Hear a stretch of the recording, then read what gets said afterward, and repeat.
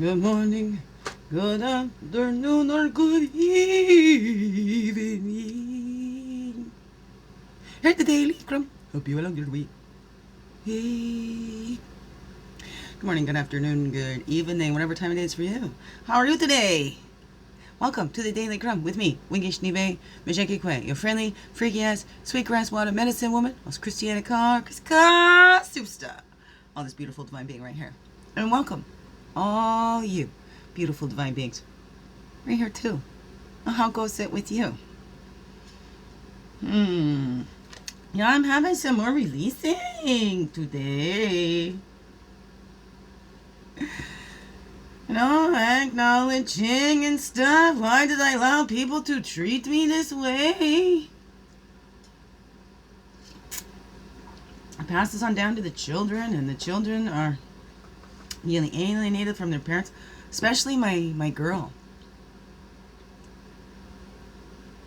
She hasn't hugged me at all this week. When they were home for the weekend, I took the phone and said she needed to clean the garbage out of her room to get the phone back. She's being rude and all that, right? So that's why she lost the phone.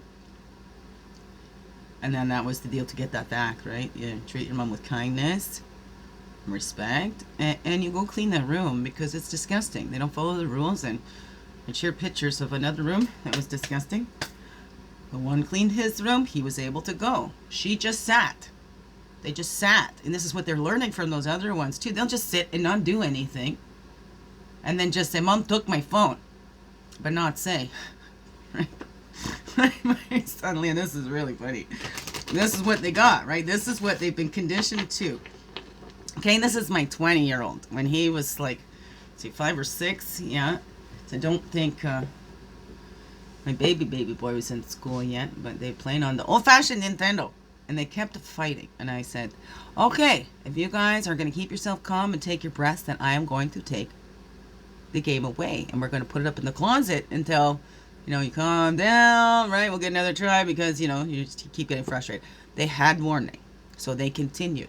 So I'm a mother that follows through. I don't say anything that I'm not going to do, okay? If we do that, the kids learn that, we can't trust what the parents are going to say because they don't follow through anyways.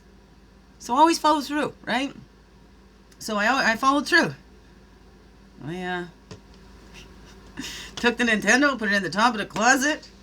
Next thing you know, I'm getting calls. My cousin calls me, says, your son just called and said there was an emergency. He took his game, right? My mother called, and then even the school. When I went into the school.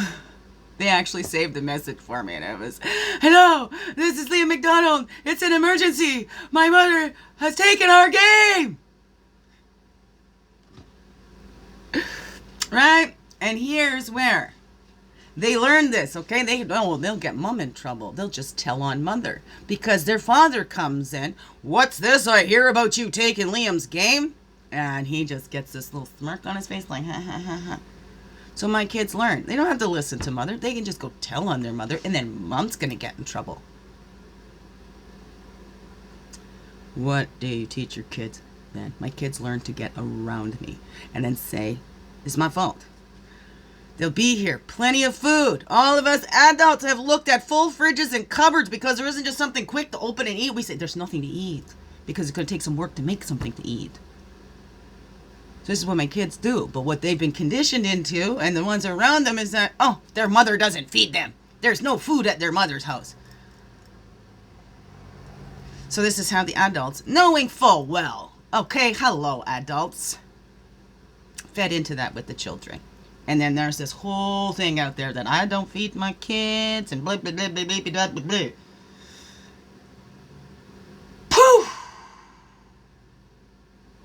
So this alienation's hard, and my girl is getting physical with me, and she's getting bigger than me. So this is what they are teaching. It's a learned condition. It's not the child's fault for acting out what the adults have taught them. Let's stop blaming the children for us falling short of our responsibilities of teaching these children to be accountable and responsible and respectful individuals out there. Excuse me. Thank you very much. They're getting so indulged, and the adults sit back going, oh, these entitled children, and blame it all on the kids that we are teaching. I'm tired of that. So tired of adults blaming children, acting more immature than the children. I stopped calling adults children because that's an insult to children.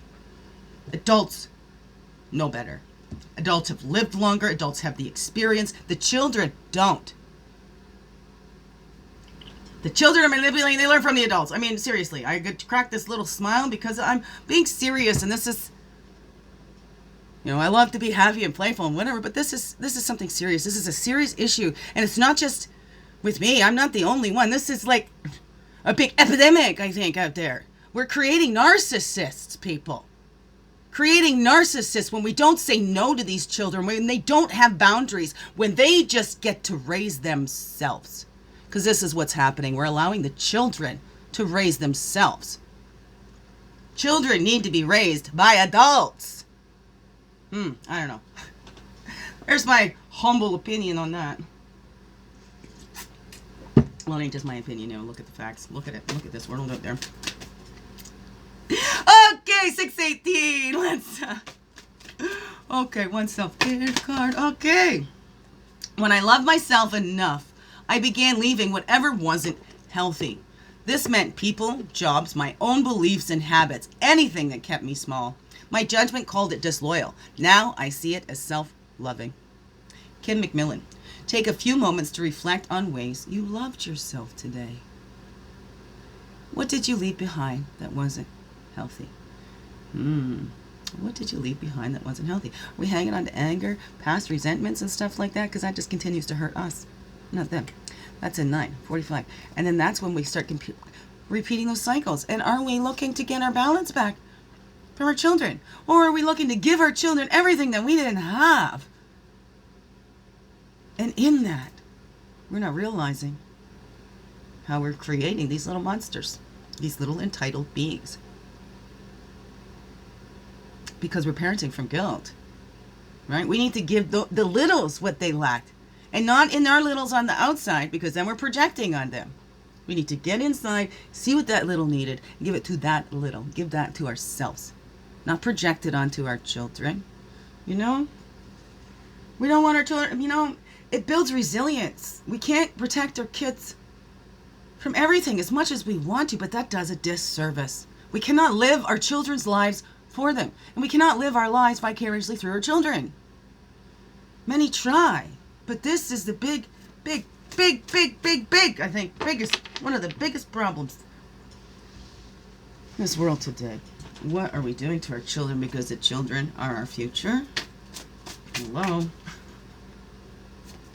Very passionate about that, okay? It's the kids pay the biggest cost. The kids got to grow up and, you know, hey, are they going to be healing the damage that we caused to them? Like, everybody's going to go through trauma and all that stuff like that there. Did one fall to the floor?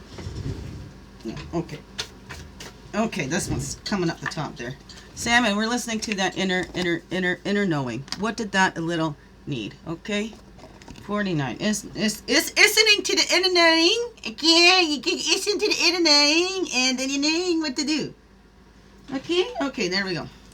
Right, there we go. The Warbonnet, we advance when we look at who we are and we focus on our character. Never mind the reputation. That's how we make those advancements in life, becoming who we are, true to who we are, that vision quest. The highest vision of ourselves, right? That self-esteem and knowing who we are. When you know who you are, those without you can't be fooled by those around you and outside of you. So let's be strong in knowing who we are. Moose is an 11, I believe, on that 2, 3. These aren't standing up here. But smart for that candle, eh?